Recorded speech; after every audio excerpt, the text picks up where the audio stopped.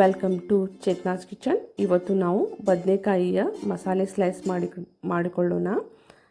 ಬೇಕಾಗುವ ಸಾಮಗ್ರಿಗಳು: ದೊಡ್ಡದಾದ ಬದನೆಕಾಯಿ, ಸಣ್ಣ ರವೆ, ಕೆಂಪು ಖಾರ, ಕಡಲೆ ಹಿಟ್ಟು, ಅರಿಶಿನ, ಉಪ್ಪು, ಎಣ್ಣೆ.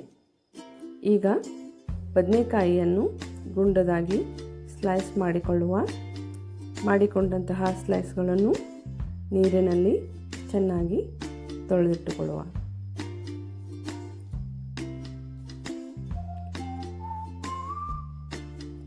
ಒಂದು ಪ್ಲೇಟಿಗೆ ಸಣ್ಣ ರವೆ, ಖಾರ, ಉಪ್ಪು,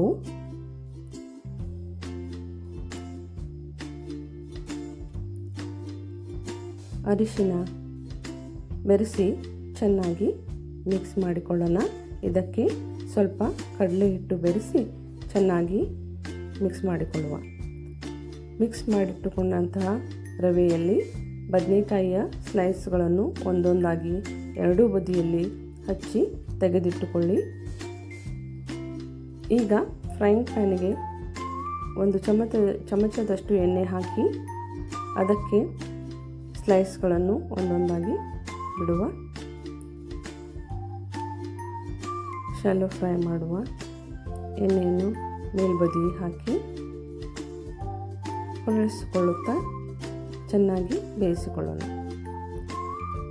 ಬೇಯಿಸಿಕೊಂಡಂತಹ ಬದನೆಕಾಯಿ ಸ್ಲೈಸ್ಗಳು ತುಂಬ ಚೆನ್ನಾಗಿ ಬೆಂದು ರುಚಿಕರವಾಗಿರುತ್ತವೆ.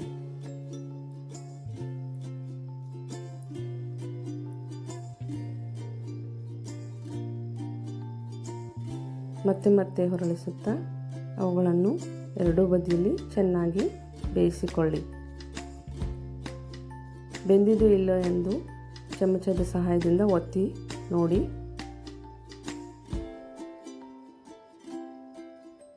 ಇವು ತಿನ್ನಲು ತುಂಬ ರುಚಿಕರವಾಗಿರುತ್ತದೆ. Thank you for watching. Like ಮತ್ತು ಶೇರ್ ಮತ್ತು ಸಬ್ಸ್ಕ್ರೈಬ್ ಮಾಡಿ.